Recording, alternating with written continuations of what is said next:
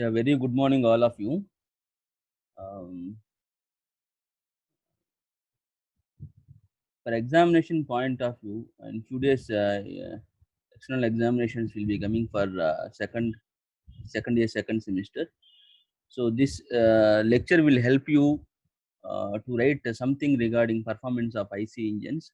That's why I discuss in brief way of total engine performance.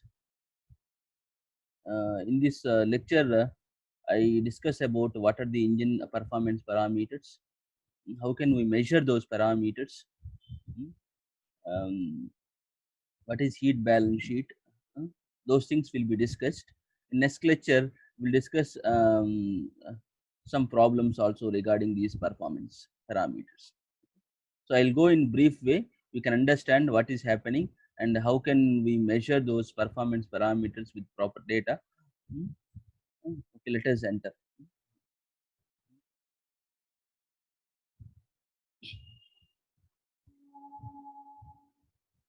Mainly the performance parameters of IC engines are, see I have mentioned on this slide, I read it again.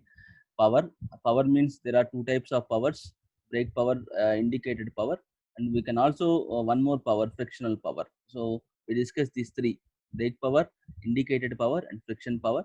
And mechanical efficiency, mean effective pressure, and brake torque, specific output, what is volumetric efficiency, fuel air ratio, specific fuel consumption, efficiency, heat balance, and emission parameters, specific weight. These are different engine performance parameters.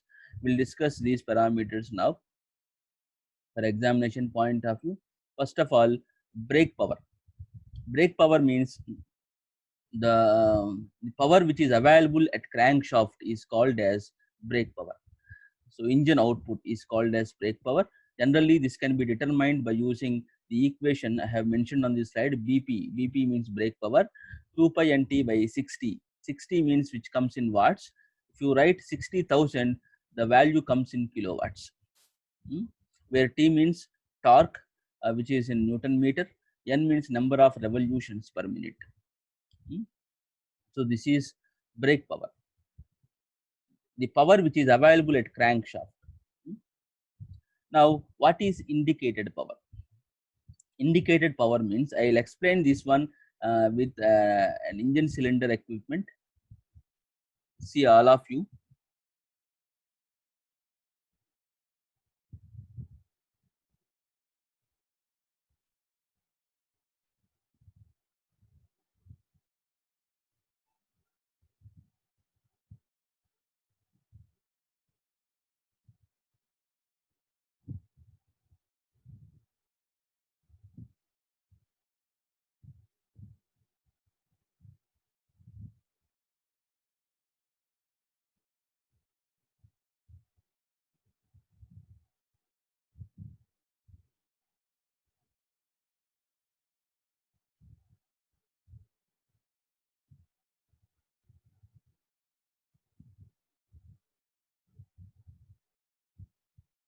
Let's consider a cylinder piston arrangement. Inlet and exhaust valve have been arranged, but let assume the combustion process has been completed. So at the end of the compression stroke, combustion process takes place. After combustion process, we have huge amount of temperature inside, and high temperature gases are available in the engine cylinder. See all of you, these are high temperature gases. These gases automatically will try to push the piston towards downward. It is going to push the piston toward downward direction. See all of you, I have huge amount of heat inside the cylinder, but we know that heat always does not stay at one place. It will try to occupy from system to surroundings. So automatically some amount of heat will try to transfer towards surroundings. That is called as heat loss. So if you consider 100% of heat is developed inside, the total 100% of heat will not be converted into useful power. Some amount of heat will be moved as loss. Only partial amount of total heat will be pushing the piston towards downward direction. For example, let 40%, 30% amount of total heat will be pushing the piston towards downward. Remaining heat will be moving towards other parts and surroundings. So the amount of energy or the amount of power which is pushing the piston towards downward direction in the engine cylinder, that power is called as indicated power. So the power available inside the cylinder which is pushing the piston towards downward direction is called as indicated power. But finally this indicated power is going to be transmitted through piston and connecting rod, finally reaches crankshaft. But if you observe one thing, the total indicated power will not be converted into brake power, because while piston is moving towards downward direction, some frictional effects will be developed on the contact surface. Cylinder piston arrangement on contact surface, some frictional effects will be developed. So some friction loss will take place. That is called as, some amount of energy will be lost, called as friction power. So finally, see all of you, here I have indicated power. Indicated power. So this indicated power is pushing piston towards downward. Finally here we develop brake power. So don't assume that indicated power is equal to friction power. So indicated power is pushing piston downward, but here during this journey some amount of frictional effects or frictional loss or friction power takes place. So here some amount of energy is wasted. So indicated power is the combination of two things. What are they? Brake power, which is available at crankshaft, and some amount of energy is lost as friction, called as friction power. So indicated power is a combination of brake power and friction power, remember. So this is very important for examination point of view in case of problems. If you know brake power and friction power, I can calculate indicated power. So like this we can define indicated power. Amount of power which is used to push the piston downward for getting brake power is called as indicated power. But don't assume that indicated power is equal to total amount of heat. Only partial amount of total heat will be acting to push the piston downwards. Remaining amount of heat will be moved as loss or to the surroundings. So indicated power can be determined by using one equation, that is PIM. PIM means indicated mean effective pressure, L means piston stroke, A cross-sectional area of the piston, small n number of working strokes, K number of cylinders by 60. So PIM LANK by 60, which comes in watts. If you write 60,000, which comes in kilowatts. So PALANK by 60,000 kilowatts, PIM LANK by 60 gives watts. So where PIM means indicated mean effective pressure. Without PIM, generally if you want to measure using experimental setup, without PIM, indicated power is not possible to determine. So inside I have to find out how much amount of power is going to be pushed the piston downwards. Directly we cannot measure that one. With the help of pressure we can measure. So that pressure can be determined by using one equipment or setup called as mechanical or engine indicator. With the help of mechanical indicator, first of all, initially we measure PIM. So with the help of PIM, we can measure finally IP in the experimental setup. So this is equation for IP. Next one is friction power. Friction power means it is difference between IP and BP. IP minus BP gives friction power. Just now I told you relation between IP, BP, FP. Now, what is thermal efficiency? There are two types of thermal efficiencies in engine performance case. So in the examination point of view, I saw one question, enumerate the efficiencies of IC engine. Efficiencies, different efficiencies you can write: thermal efficiency, indicated thermal efficiency, brake thermal efficiency, volumetric efficiency, and mechanical efficiency. Like that, different efficiencies you have to write all efficiencies what we have in engine performance in particular question. So what is indicated thermal efficiency? Before going to that, we first of all discuss about thermal efficiency. Thermal efficiency means output input ratio. Simple. Output input. What is engine output? What is engine input? Engine input is always clear. Engine input means engine always runs with the help of fuel. When fuel enters into engine cylinder, combustion process takes place. Using that combustion, sufficient amount of heat develops. So heat input is nothing but engine input. Amount of heat developed by the fuel is called as heat input, which is equal to engine input. It is always clear. So heat input can be measured by using one equation called MF into CV. MF means mass of fuel consumption, CV calorific value of particular fuel. So fuel to fuel calorific value changes. This data will be given in examination point of view. Which type of fuel is going to be mentioned in the problem? Based on that fuel, he gives CV value. Calorific value means CV. So output means depends on power. For example, if I want to calculate thermal efficiency based on brake power, output means brake power. If I want to calculate thermal efficiency based on indicated power, you have to take indicated power as output. So indicated thermal efficiency means it is a ratio of indicated power to the heat developed by the fuel, heat input. So same thing I mentioned, indicated thermal efficiency is equal to IP, that is output, by heat input MF into CV. Brake thermal efficiency. Generally, examination point of view, if you get determined thermal efficiency means you always should select brake thermal efficiency. That is actual thermal efficiency which is available at outlet. So brake thermal efficiency means output BP, input means MF into CV, where MF means fuel consumption in kgs per second. Depends on you always should see that in numerator and denominator should be having same units. So BP in kilowatts, heat input also you should maintain in kilowatts. If you maintain IP or BP in watts, heat input also you should maintain in watts. Like that you should take care. CV calorific value of respective fuel, IP or BP in kilowatts. Next one, performance parameter, mechanical efficiency.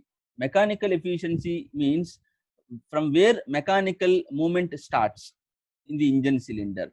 I already told you in case of indicated power,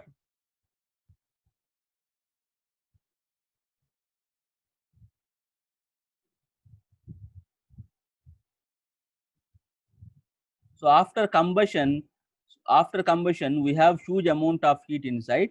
This heat will try to push the piston downwards, correct, in third stroke, in expansion stroke for 4-stroke engine. So when piston tries to move towards downward direction by the action of indicated power, so from where mechanical movement starts, so the total amount of energy which is used to push the piston downwards, it is called input. So actual output means the power available or which is available at a shaft is called as output. So here we have BP, inside the engine we have IP. So this is total amount of energy to create mechanical energy. So this is actual power which is available at outlet. So this ratio is called as mechanical efficiency, BP by IP. BP is always less than indicated power, because indicated power means it is a combination of frictional power and brake power. Remember. So mechanical efficiency is the ratio of BP by IP. If you multiply with 100, you will be getting in percentage. So relative efficiency, it is a ratio of brake thermal efficiency to the air standard efficiency. Air standard efficiency means it is based on cycle. For example, if you go for Otto cycle, 1 minus 1 by RC power gamma minus 1, that is air standard efficiency of Otto cycle. RC means compression ratio. So like that, air standard efficiency you have to be calculated first, then brake thermal efficiency you have to be calculated. The total ratio is called as relative efficiency. If you go for diesel engine, air standard efficiency automatically changes. It's separate formula is there using compression ratio and cutoff ratio. So using that equation, you need to calculate air standard efficiency. Then go for brake thermal efficiency. then that ratio gives relative efficiency. So relative efficiency is the ratio of brake thermal efficiency to the air standard efficiency. If you multiply it with 100, it gives in percentage.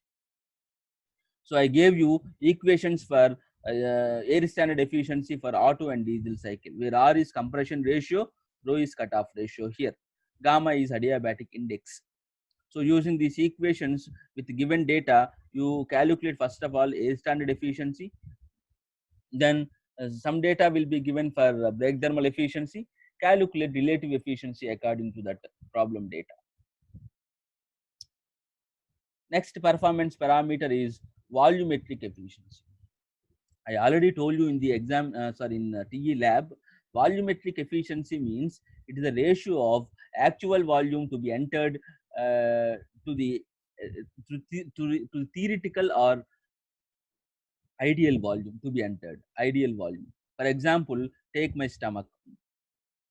I gave you this example in a lab. Take my stomach. I have, for example, if I have empty stomach, there is a possibility of getting 5 kgs of food. But and always I have some amount of food inside. Due to that food which is placed inside, I cannot take the complete amount, 5 kgs of food. Always I take 2 kgs, 3 kgs, 4 kgs like that, which is always less than theoretical value of food. That's why, for example, if I take 3 kgs, that is the actual amount of food of what I am taking. Theoretical amount should be taken is 5 kgs. So the total ratio is called as volumetric efficiency. So actual volume to be entered divided by theoretical volume to be entered. If you go for IC engine, in cylinder, for example, theoretical volume means stroke volume. Stroke volume, that much amount of volume has to be entered into engine cylinder during suction stroke. But is it possible practically? No, because always inside the engine cylinder we have some amount of gases which are always placed inside the engine cylinder after cycle. So when suction stroke starts, immediately the gases which are having inside the cylinder will try to restrict the air which is coming from outside. It will not allow atmospheric air or air fuel ratio into the engine cylinder.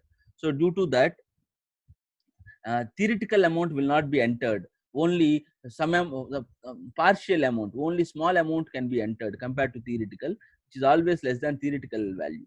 So due to that, actual volume, we cannot get 100% volumetric efficiency.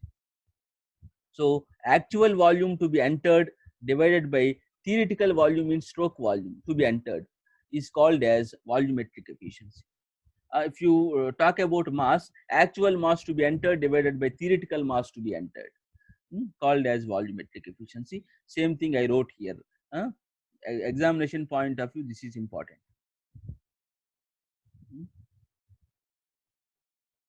Next, brake specific fuel consumption. Brake specific fuel consumption means amount of fuel to be used in particular time to develop unit power is called as specific fuel consumption. Amount of power, that is important. Amount of fuel to be used in a particular time. For example, if you take 1 second, how much amount of fuel I have used in 1 second for developing unit power is called as a brake specific fuel consumption. If you take 1 hour, how much amount of fuel I have supplied in 1 hour for develop unit power is called as brake specific fuel consumption, which is denoted by BSFC. B means brake specific fuel consumption, unit kg per kilowatt hour. Hour means I am going to take for 1 hour study. So for 1 hour, how much amount of fuel has been supplied to develop unit power? So MF means mass of fuel consumption in kgs per hour, kgs per second, 3600 to convert in hour. BP, brake power in kilowatt. So MF value is in kgs per second in this equation.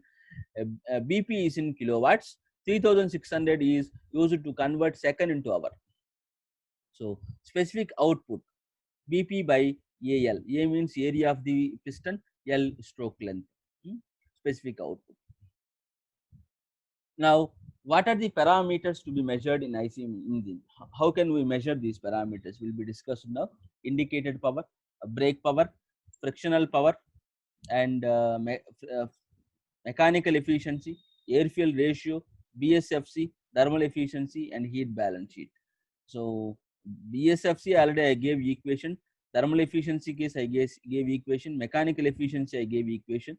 Heat balance sheet, friction power, brake power, indicated power will be discussed using equipment now. How can we measure? We'll see now. First of all, indicated power. I already told you in performance parameter just now. Indicated power is equal to PIM, means indicated mean effective pressure, into LANK by 60,000 kilowatts. Without indicated mean effective pressure, it is impossible to determine indicated power in experimental setup. So here, to determine indicated mean effective pressure, we use this diagram. So for examination point of view, we have to draw this diagram. This diagram is called as mechanical or engine indicator. Mechanical or engine indicator. See all of you. Mechanical or engine indicator. Uh, See how does it work? Very simple to understand. See, this is engine cylinder. This is piston. Piston is connected to one mechanical linkage.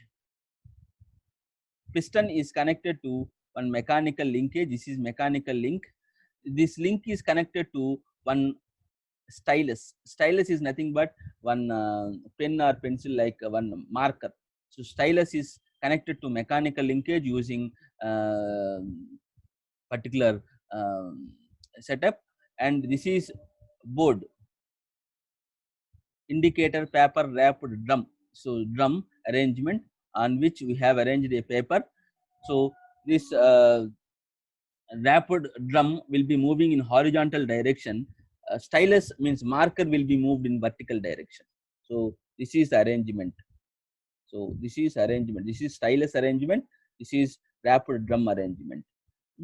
So based on the weight, engine cylinder case, we will apply load. So at different loads, we can measure mean effective pressure. So mean effective pressure means the average pressure which is available in a cycle. The average pressure from suction to discharge, the average, so from when cylinder moves from position to position, inside the cylinder pressure value changes.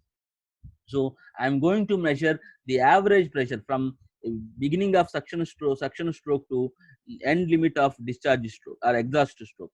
So in total 5 processes, so the average pressure which is available inside the engine cylinder per cycle is called as mean effective pressure. So that will be measured by using this setup. See all of you, this is stylus. When suction stroke starts, piston moves downwards. So automatically from that position, the stylus here moves on wrapped drum on paper in vertical movement. So based on that arrangement, here when pressure value varies inside the cylinder, automatically the stylus movement, the stylus position changes. So based on that position, here one diagram will be prepared on paper. So diagram will be prepared. So this diagram will be appeared here. This diagram will be appeared. Stylus will be creating a diagram. That diagram is called as indicator diagram, called PV diagram. So PV diagram will be prepared. PV means pressure. Pressure on V axis, Y axis. On horizontal axis, you will be getting volume. So pressure volume diagram will be prepared with the help of this stylus and wrapped drum. So finally, this diagram will be coming like this.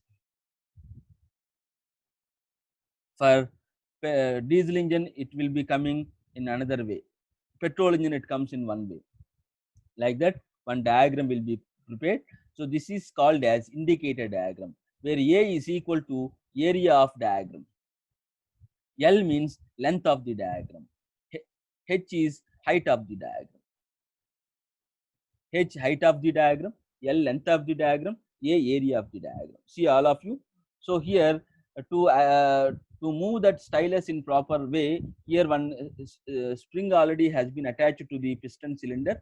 So that spring having sufficient amount of stiffness. That stiffness I have mentioned here K. K is spring stiffness, which is in Newton per centimeter. L length of the diagram, A net area of the indicator diagram. So the mean height of the diagram is H is equal to A by L. A means area by length of the diagram. Now, mean effective pressure can be determined area of the diagram by length of the diagram, that is equal to height of the diagram. This is nothing but height into spring stiffness of the um, equipment, spring stiffness K. So finally, from which we determine Newton per centimeter square, or based on K, that unit would be, if K is in given in Newton per meter, value comes in Newton per meter square. So in examination point of view, K value will be given if you want to measure mean effective pressure with this diagram. They will give area of the diagram, length of the diagram, otherwise directly they mention height of the diagram and spring stiffness. So using the data, I can calculate mean effective pressure.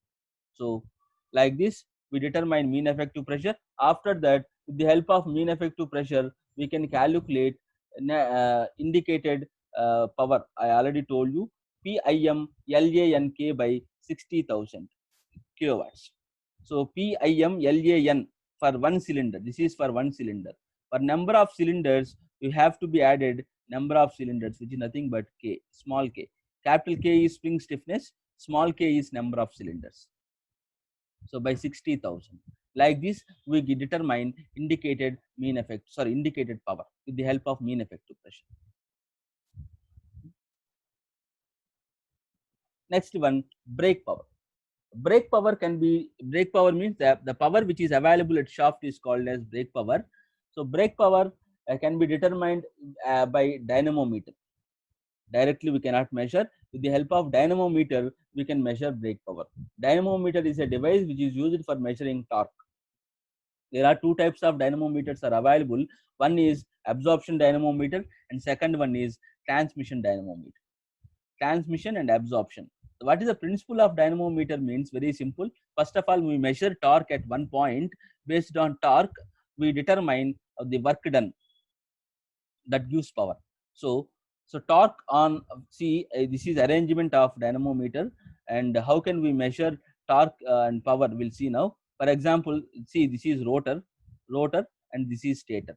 So rotor means rotor is connected to crankshaft. When the crankshaft rotates at one point, if I want to measure torque at one point, so the amount of load acting, or sorry, amount of force acting at particular point to the distance to the center.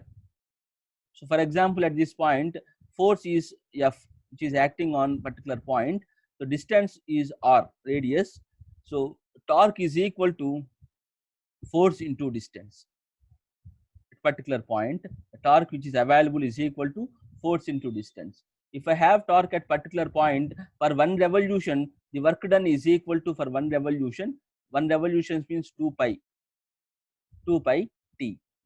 This is work done for one revolution. For number of revolutions, 2 pi n t. This is joules per minute by 60 joule per second. So 2 pi n t by 60 is work done or power developed by the engine cylinder for number of revolutions. For one revolution, 2 pi t by 60. For n number of revolutions, 2 pi n t by 60. So 2 pi t for one revolution. The number of revolutions, 2 pi n t by 60 watts. So like this, we can calculate dynamometer power.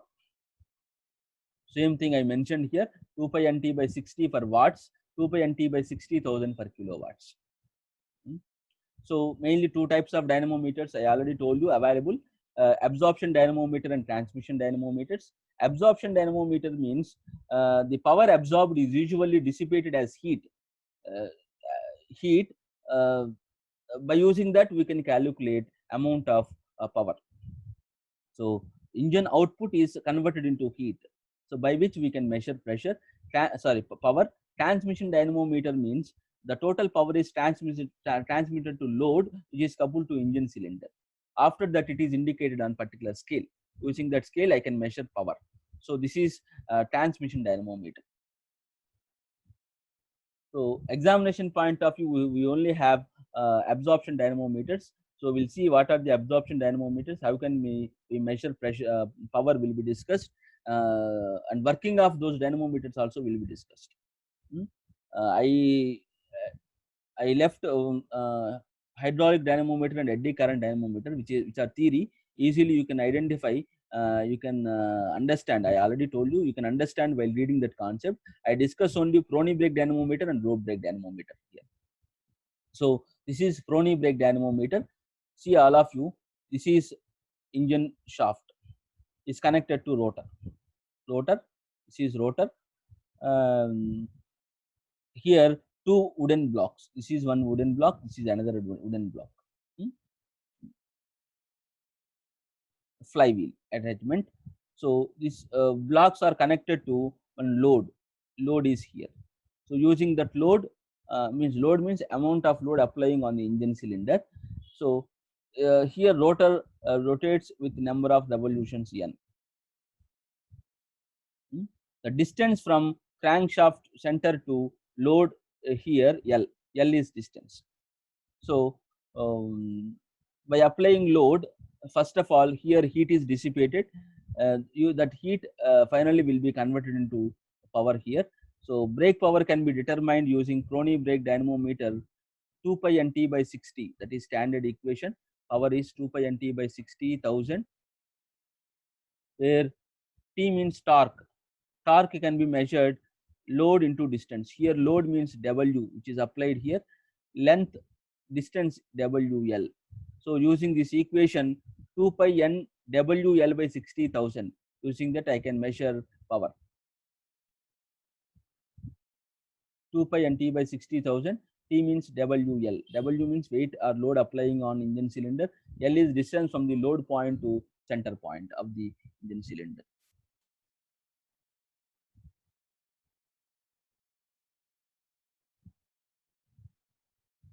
Next one is rope brake dynamometer. Rope brake. So this is a rope brake dynamometer.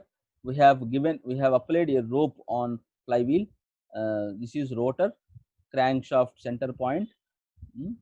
Um, so we have applied two loads. One is spring load, which is acting upward direction. Next load, actual load or mechanical load, which is acting downward direction. So the resultant load which is applied on engine cylinder is W minus S. W is main load, S is spring load.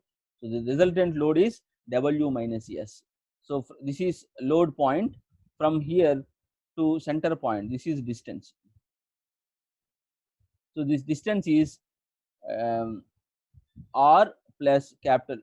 Capital R means the radius of flywheel. Small r, radius of rope. So rope diameter, rope radius or rope diameter also should be considered here. Based on that, you write equation. So generally, BP is equal to 2 pi n t by 60,000. 2 pi n t by 60,000 kilowatt, where T means torque. Torque means load into perpendicular distance. Here load means W minus S. Sometimes in the examination, they will mention clearly mechanical load and spring load. Or sometimes they directly give net load. Net load means you have to write about, or instead of W minus S, you have to keep that net load. W minus is net load into distance. Distance means smaller rope diameter plus wheel diameter. So this is torque. W minus S into R plus R, or W minus S capital D plus small d. Capital D means wheel diameter, small d rope diameter, divided by 2. Like that also you can write 2 pi nt by 60. So this is brake power. So like this we can calculate rope brake dynamometer power. So if you are having rope wheel diameters in the problem, that problem belongs to rope diameter. If you have load and distance, that will be related to Prony brake dynamometer. Remember all of you. Based on that, you have to do it. Equation slightly change. T, only T value changes. T here you are considering rope diameter and wheel diameter. Wherein if you go for Prony brake dynamometer, load into distance directly. Rope is not given, will not be there. So like this, 2 pi n W minus S, that is net load. D means diameter. Diameter means if rope diameter is not given properly, we can neglect compared to a wheel diameter. So depends on data, you have to do this. If rope diameter is given, you have to be considered. Generally, D means capital D plus small d. Hmm? Capital D plus small d. 2 pi n t. See, small mistake here. 2 pi n. Here d by 2 is there. D by 2. D by 2 is there. So 2 pi n w minus s capital D plus small d by 2. So then the 2 will be cancelled. So pi n w minus, so if 2 is not there in this equation. If you write only d. So pi d n, d means capital D plus small d. If small d is not given, you can write directly capital D, means wheel diameter. So spring is spring load, W mechanical load acting downwards, n number of revolutions. Like this, we can calculate rope brake dynamometer power. So same I mentioned here, rope brake drum radius small d plus capital D by 2, number of revolutions, weight, load, D rope dia, small d rope dia, capital D brake drum dia, and engine RPM. I given here W minus S RB 2 pi by 60,000 kilowatts. So like this we calculate rope brake dynamometer brake power. This is brake power using brake mean effective pressure. If you want to calculate brake power with the help of brake mean effective pressure, indicated power means you have to write indicated mean effective pressure. Brake mean effective pressure will be given in the problem. You cannot directly determine this. So using this, I can calculate BP. Sometimes they ask like that, calculate brake mean effective pressure. So first of all, we calculate BP. With the help of BP, I can calculate brake mean effective pressure later. So depend with all equations you should by heart.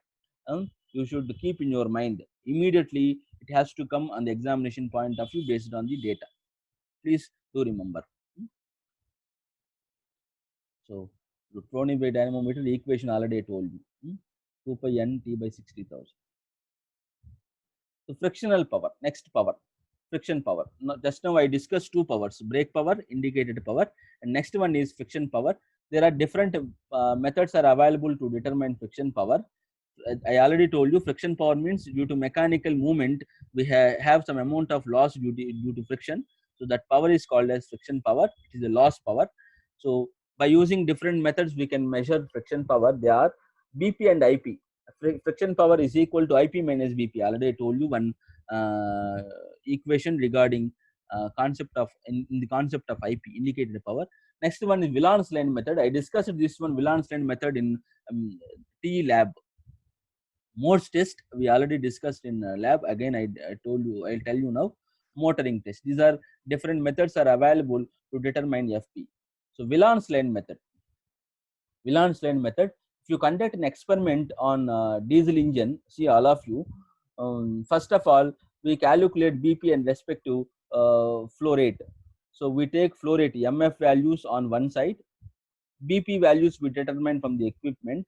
So on one side, we on x-axis we take BP, on y-axis we take fuel consumption. So based on the fuel consumption and BP, we have some points. So on the other side, with the same units of BP, I have extended on the other side, so on negative side. So see all of you using these points. If you draw one line, that line should be passing through more number of points. If I draw one line like this line intersects on negative axis side at one place. Negative axis side on one place. So that value is gives friction power. That value on negative axis gives value of friction power. Don't take negative sign, just you take value. So for example, this line cuts at 4, that value is 4 kilowatt. If line cuts at 8, the value is 8 kilowatts. Like that we measure friction power. This procedure is called as Whelan's line method.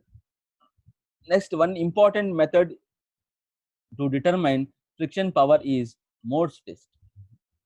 Morse test, very important for examination point of view. We regularly see one question here. So I'll discuss first of all Morse test with slide. Let assume 4-cylinder engine. Morse test is always used for measuring multi-cylinder engine. Multi-cylinder engine. We want to determine friction power for multi-cylinder engine. We go through this method only. Morse test. See, all of you, I have 4-cylinder. Let us assume 4-cylinder engine. 4-cylinder engine. I want to calculate friction power for 4-cylinder engine. How? See, first of all, we determine brake power for a multi-cylinder engine, 4-cylinder engine. With the help of dynamometer, with proper dynamometer setup, we measure total friction power. Sorry, total brake power. So let us assume total brake power for engine cylinder is, we have 4-cylinder, means BP 1, 2, 3, 4. For all cylinders, we measure first of all brake power. BP1 means BP of one cylinder. When engine one cylinder cut off. Cut off means I'm going to stop the, for example, go for petrol engine. Petrol engine. When cylinder one cut off means I'm going to stop the electrical supply for cylinder one. When electrical supply is stopped, automatically that spark is not initiated in particular engine. So that engine doesn't, that cylinder does not develop power. Only 3 cylinders develop power, 2, 3, 4. Cylinder 1 does not develop because of power cut. So when cylinder 1 is cut off means only 3 cylinders work. They are 2, 3, 4. So we see power only for 3 cylinders, 2, 3, 4. Cylinder 1 is not developing power. So BP1 means BP of engine cylinder when 1 is cut off, when cylinder 1 is not working. BP2 means BP of total engine when cylinder 2 is cut off. Here only 3 cylinders work, 1, 3, 4. BP3, BP of engine cylinder when 3 is cut off. So only 3 cylinders work here, 1, 2, 4. 3 is not working. BP of 4, 4 cylinder is not working, only 1, 2, 3 are working. So like this, we calculate first of all BP of all cylinders when cylinder 1 is cut off, 2 is cut off, 3 is cut off, 4 is cut off, like that. So by cut off each one cylinder, we calculate brake power again with the help of dynamometer. Initially, without cutoff, we calculate brake power, that is called as BP 1, 2, 3, 4. After that, we go for different steps, different cases. We are cutting off cylinder 1, we calculate brake power. Next, we keep in normal way. Next, we cut cylinder 2, we determine brake power. Next, we cut cylinder 3, we determine brake power. We cut cylinder 4, then we determine brake power. Like that, I calculate all brake powers when each single cylinder is going to be cut. So like that, first of all, we do this step in Morse test. Then see, all of you, we calculate indicated power first. Indicated power means if I want to calculate indicated for cylinder 1, see all of you, B means, see, if I want to calculate indicated power for cylinder 1, BP of all cylinders. What is BP of all cylinders? He mentioned BP of all cylinders in this slide B. You can write also BP 1, 2, 3, 4. Brake power for all cylinders minus brake power when cylinder 1 is cut off.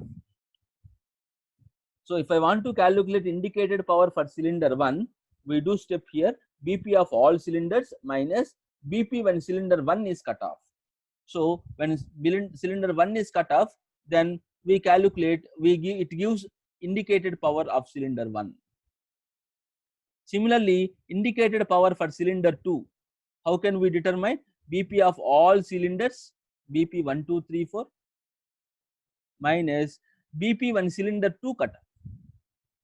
It gives indicated power for second cylinder. Similarly, indicated power for third cylinder.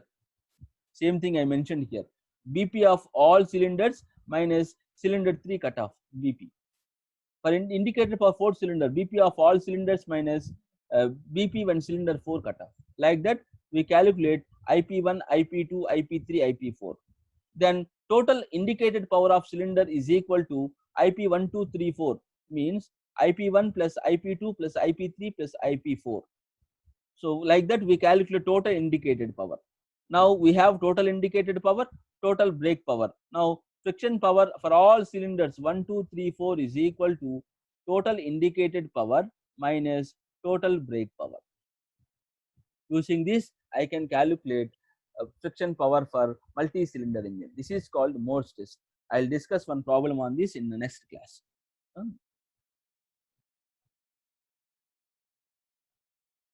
Next, heat balance sheet. Heat balance sheet. Very simple to understand. Heat balance sheet means how much heat is supplied, how much heat is utilized, how much heat is lost. If I have these three information, if I create these three values in one table, that table gives a table is called as heat balance sheet. So total heat developed, how much heat is utilized, how much heat is lost. So the total information we keep in one table. The table is called as heat balance sheet. Total heat developed means amount of heat developed by the engine cylinder, that is MF into CV. That is total heat developed or heat input. So let assume this value is Q. దీన్ని మనం Q అనుకుందాం. So Q is equal to MF into CV. Total heat developed. See, units is very important. If I maintain kilojoules per minute, remaining heat information also you should keep in kilojoules per minute. If I keep here kilojoules per second, remaining heat information also you should keep in kilojoules per second. So always you have to be maintained same unit for every heat. So now I am taking kilojoules per minute. So this is Q, where MF mass fuel consumption, CV calorific value. Now inside the engine cylinder, Q is amount of heat developed, but we know that heat develops some amount of power. Always we see some amount of power, so that is called as utilized power, utilized heat. Amount of heat utilized means brake power. So in total heat, some amount is utilized called brake power. So BP, 2 pi nt by 60, based on the data you will be getting that. Otherwise directly sometimes BP value will be given. So BP generally in kilowatts. If you want to convert in kilojoules per minute, because Q is in kilojoules per minute, I am going to keep in kilojoules per minute. Multiply with 60, it comes in kilojoules per minute. This is heat utilized. Next, amount of heat lost. In how many ways heat is going to be lost from the engine cylinder? Generally, some amount of heat will be lost by cooling medium. Some amount of heat will be lost by exhaust gases. Gas carries some amount of heat. Cooling system will carry some amount of heat. Remaining heat cannot be determined directly, so that heat will be called as unaccounted loss, which is not possible to determine. We generally consider as unaccounted loss. So heat rejected by cooling water or heat absorbed by cooling water, it can be determined MW, CPW, temperature difference of water. MW means how much water is supplied to the engine cylinder. CPW, specific heat of water. TWO means water outlet temperature, means after taking heat, some heat will be absorbed by water. So water temperature rises. TWI means amount of water entering into the engine cylinder. So this temperature difference of water. Using this, I can calculate heat carried by water. Similarly, for water specific heat always 4.187. Nobody will give you in the examination. You should remember this. So cooling water in kgs per minute mass. So heat carried by exhaust gases, mass of gases, specific heat of gases, temperature differences of uh, exhaust gas, and the amount of air entering, or ambient temperature or room temperature. TSA means room temperature or ambient temperature air. TG means gases temperature, exhaust gases temperature. Specific heat of gases data will be given in the examination. Otherwise, we take generally 1. If data is not given for specific heat of gases, we take 1. If data is given, we'll substitute. Mass of gases will be given. Otherwise, mass of gases can also be taken as Ma plus Mf. Ma means mass of air, Mf means mass of fuel. So air plus fuel combination finally gives gas. So after combustion, that will be converted into gas. So mass of air, mass of fuel data will be given if mass of gases is not given. If mass of gas is given, directly we can substitute that value. So Tg means temperature of gases, Ta means air temperature. That way the data will be given. Using that, we can determine mass heat carried by gases. After that, unaccounted loss. So let assume brake power is utilized heat. Let assume Q1. Heat carried by water 2. Heat carried by exhaust gases 3. So let assume Q1, Q2, Q3. So now unaccounted loss means Q4, which is equal to total heat Q, heat supplied by heat input, heat developed by fuel, Q minus Q1 plus Q2 plus Q3, which gives unaccounted loss. Based on that, we calculate kilojoules in kilojoules per minute. So like this, we determine all heat values: utilized heat, heat carried by water, heat carried by exhaust gases, which is not possible to determine. We call it as unaccounted loss. We take this one by difference. Like this, we create, first of all, we develop all heat values. Then we create table, heat supplied, Q. This is Q. So we write value here. That value always gives 100%. Total heat. Then utilized heat, Q1, BP, Q2, this is Q3, Q4. We write all values here. What are the values we write? Percentage means Q1 by Q into 100. It gives how much percentage it has. Q2 by Q, the percentage what we have, we write here. Q3 by Q into 100, the percentage value we write here. Q4 by Q into 100, the percentage value here. If you add all these values, finally you will be getting 100. So like this, we prepare one table. This table is called as heat balance sheet. So these are very important for examination point of view, what we discussed. Next, how can we measure fuel measurement? I already discussed in a laboratory. Amount of fuel consumption, MF, is equal to volume of the fuel by time. How much time will be taking for particular volume, density of the fuel. Using that, this equation is important. Please do remember by heart this one. So based by using this, I can determine mass of fuel consumption, where density of fuel means specific gravity of particular fuel into 1000. Of 1000 means water density. Using that, I can determine density of the fuel. Specific gravity means density of material by density of water. So airflow measurement, this is also called as air box method. Using this, I can calculate how much amount of mass is entering into the engine cylinder. Mass of fuel or mass of air. How much mass of air is entering? This is only for diesel engines case. How much mass is entering into the engine cylinder? We can measure this setup. Let assume. Uh, so this is air intake way. This is, here we use one manometer. Inside I have manometer liquid. The manometric liquid difference is delta H. Let us assume. So how can we measure? First of all, we determine volume flow rate. Volume flow rate is equal to V is equal to area into velocity. Area into velocity.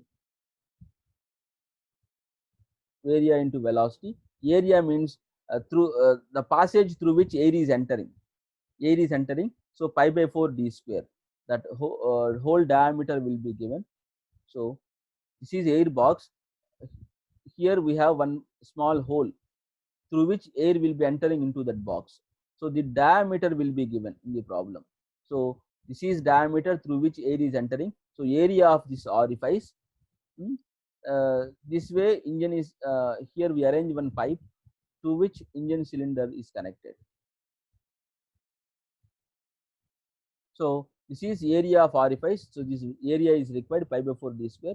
Velocity means through which air is entering and finally reaches engine cylinder. This air velocity. Air velocity. So air velocity directly we cannot determine. We determine with equation 2gh. So next slide I gave you. So first of all, we determine volume flow rate, CD. CD means coefficient of discharge. We always have some amount of losses. Complete 100% flow will not take place. In orifice, we see some amount of losses. Generally, for examination point of lab category, CD value will be preferred as 0.6 to 0.65. If data is not given, directly assume CD as 0.6. A pi by 4 d square, 2g h. H means manometer liquid difference on manometer, YouTube manometer. That is called as pressure head of water, manometric liquid. So using this, first of all, we determine volume flow rate. With this, we finally determine mass flow rate. Mass flow rate means density of a particular density of air and volume flow rate of air. Volume flow rate of air. So this is kg per meter cube per second. Finally, it gives in kgs per second. So like this, we determine mass flow rate. First, we determine volume flow rate with the help of air box method. Then we determine mass flow rate with the rho v concept. So like this, we measure air flow rate for the diesel engine. So this is total performance of IC engine. Next class, I'll discuss problems on it. Thank you.